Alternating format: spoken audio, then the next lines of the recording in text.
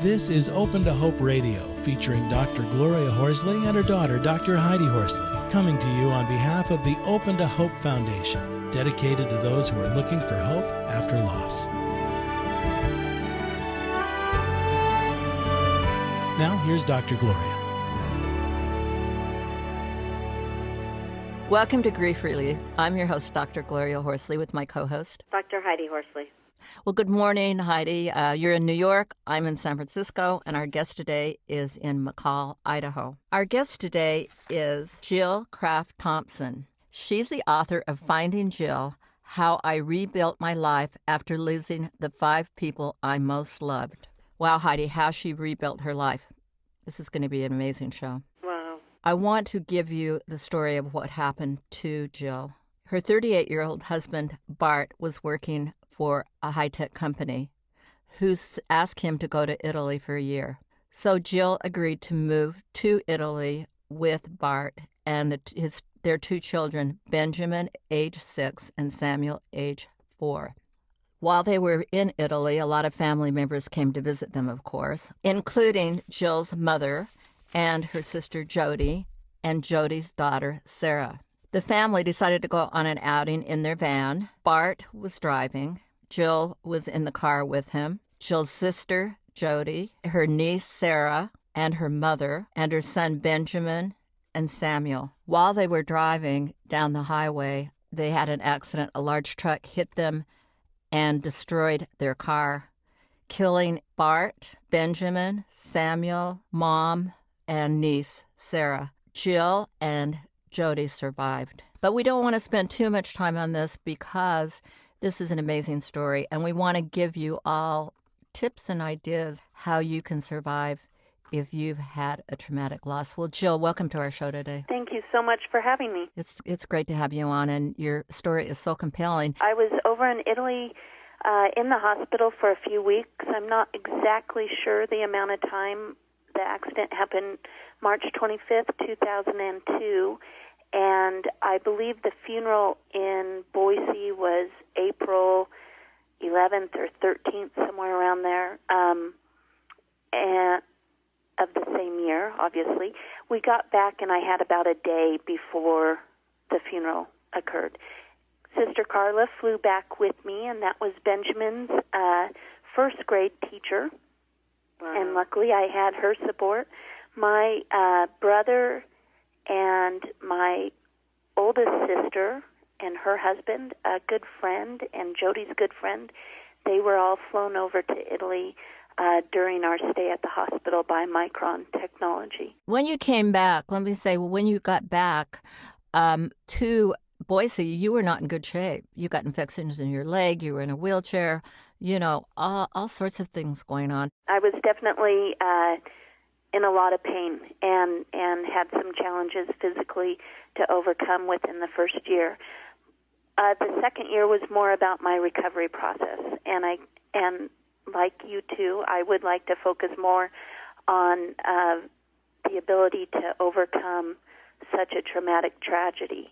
We all have grief in our life, and we all have losses, and the more lifelines, the more of us that share our grief, the more lifelines there are out there for those in the depths of despair. And we appreciate you doing that. And I wanted to talk about a particularly painful thing. After a year and 6 weeks, you overdosed on pills and alcohol, correct? It was actually just before. It was was February 13th of 2003, and I had named my apparatus on my leg that was on for 1 year. It was 4 halos and 17 pins.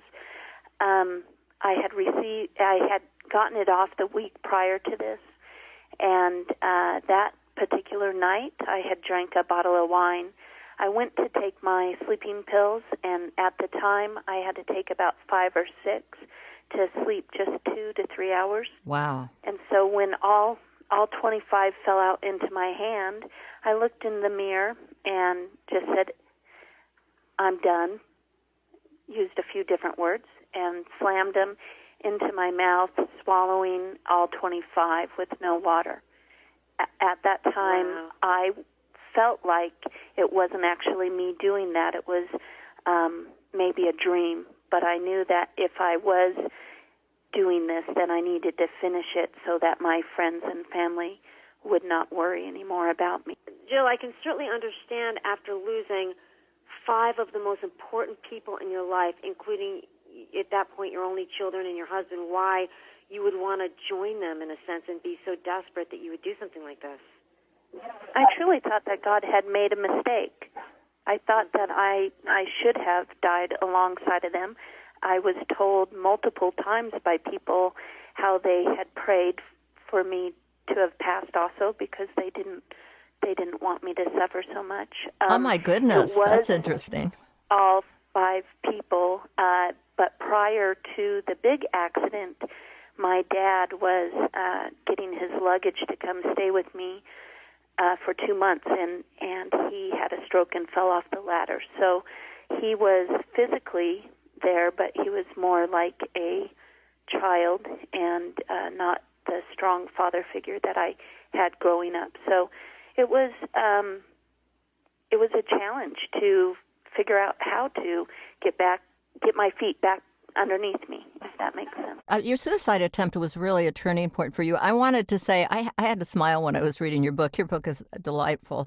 Thank you. All the talking about the Amalfi Coast and about Italy. I mean, there are all sorts of factions of this book. My story is about love. It's not necessarily about the tragedy, I feel. I had to smile when you told what happened with your suicide attempt.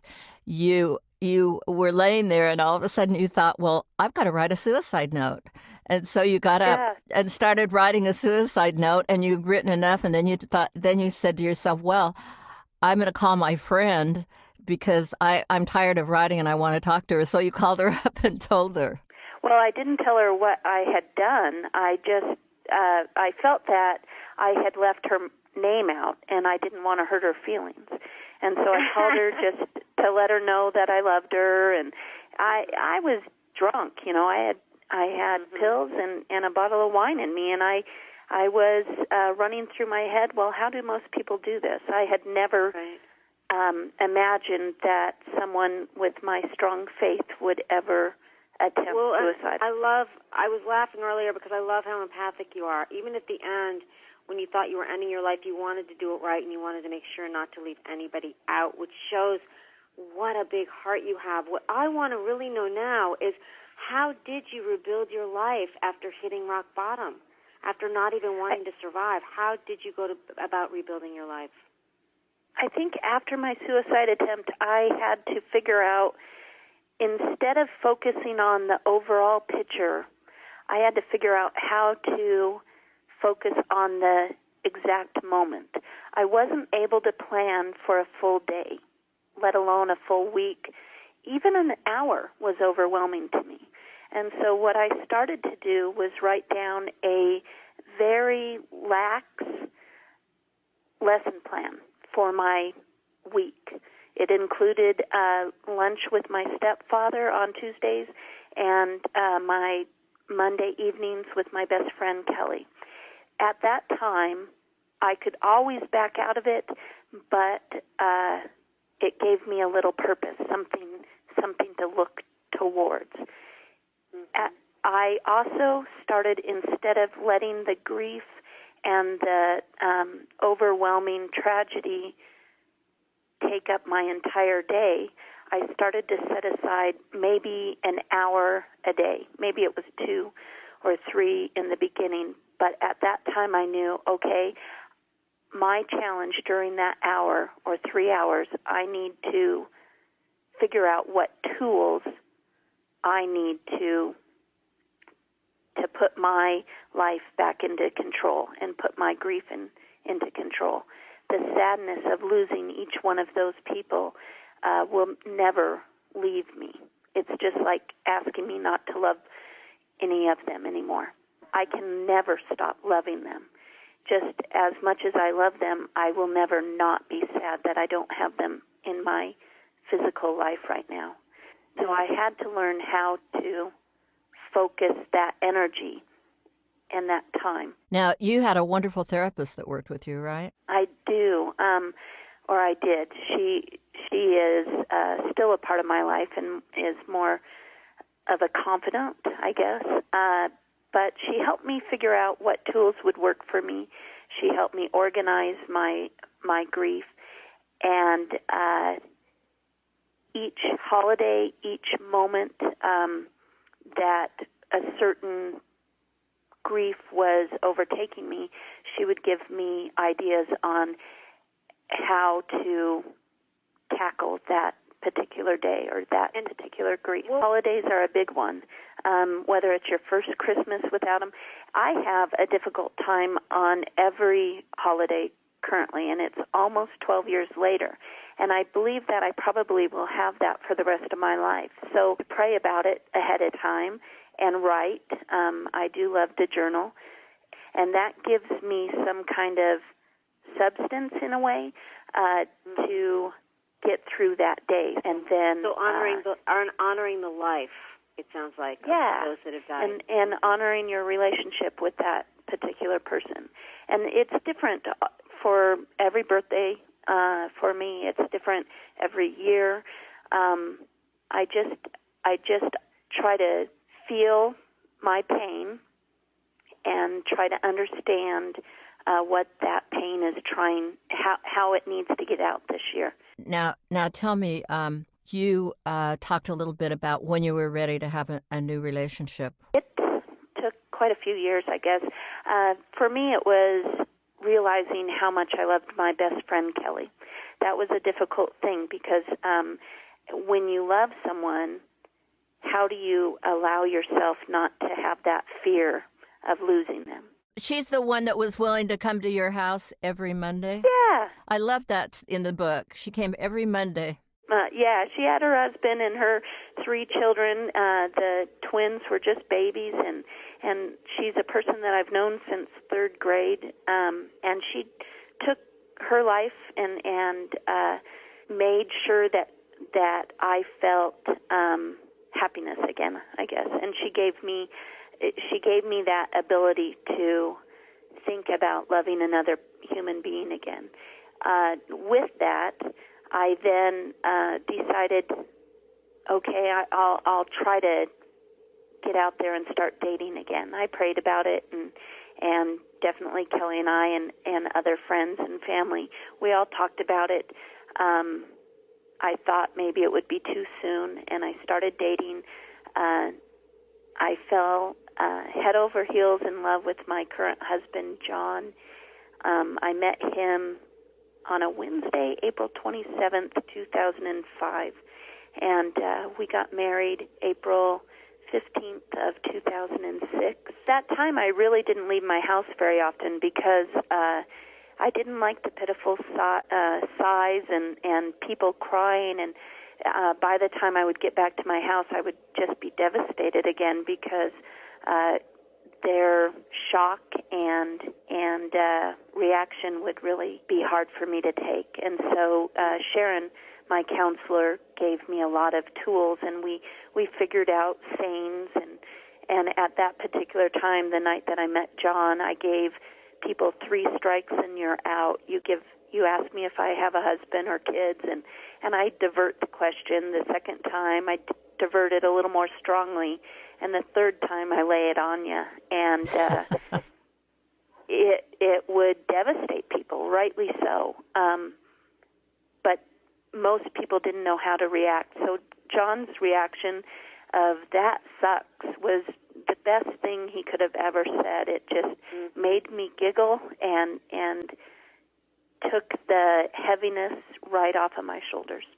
We were in New York and having dinner at an Indian restaurant, and there was a family behind me, and he was watching them, and then he leans over and he says, I think we need to start trying. And I look at him and I'm like, trying for what? Not understanding what you're talking about. And he said, Jill, you have such wonderful stories of your 2 boys, Ben and Sam, and your life with them was so magical. I just think that you're meant to be a mom, and I want to experience that with you.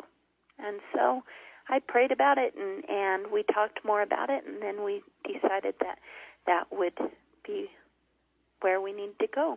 And now you have Franklin. Now I have a little boy named Franklin David Thompson, and he is just the light of my life. He is full of energy and keeps me young. He's definitely knowledgeable beyond his years because of our situation. We all are connected as a family. My living current family, John and Franklin, and my past family, Bart, Ben, and Sam, were a big family together, and that was difficult to bring a child into. Well, that's what I love. I love when I was on the internet and I read something about how Franklin talks about someday meeting his brothers in heaven. I love that. I love how Franklin knows his brothers through your stories. You keep Benjamin and Samuel alive. And I also love your husband, your new husband, because he is incorporating your other husband into your life. Both of our wedding rings are the same. We have each person's birthstone on them. Benjamin is a little circle. Bart is a square diamond, and John is a bigger circle, his birthstone. Mine is a smaller square. And then there's Samuel is a small circle, and then once we had Franklin, we added him. And so both of our wedding rings are representing our total family. Bart's parents are very much involved in our lives. They are Franklin's grandparents, and have taken on John as a family member also. And so we're very blessed to have all of them in our life. My niece and nephew on Bart's side is Franklin's godparents. Thank you for being so giving and open, and you really are an inspiration, and you do such honor to your family. Thank you both for having me. God bless to all of you out there who have had losses, and we hope that you will listen again next week and that you will find your life again. God bless. You've been listening to Open to Hope Radio, hosted by Drs. Gloria and Heidi Horsley. Like today's edition, all of our past programs are available on demand at opentohope.com, along with helpful articles, videos, resources, and links to help get you through the toughest time of your life. You can also follow us on Facebook and Twitter and sign up for our monthly newsletter. Again, that's opentohope.com. Check it out today. Then be sure to stop by next Thursday at 9 a.m. Pacific Time when we'll be posting another edition of Open to Hope Radio. Remember, others have been where you are. They made it through, and you can too, as long as you're open to hope.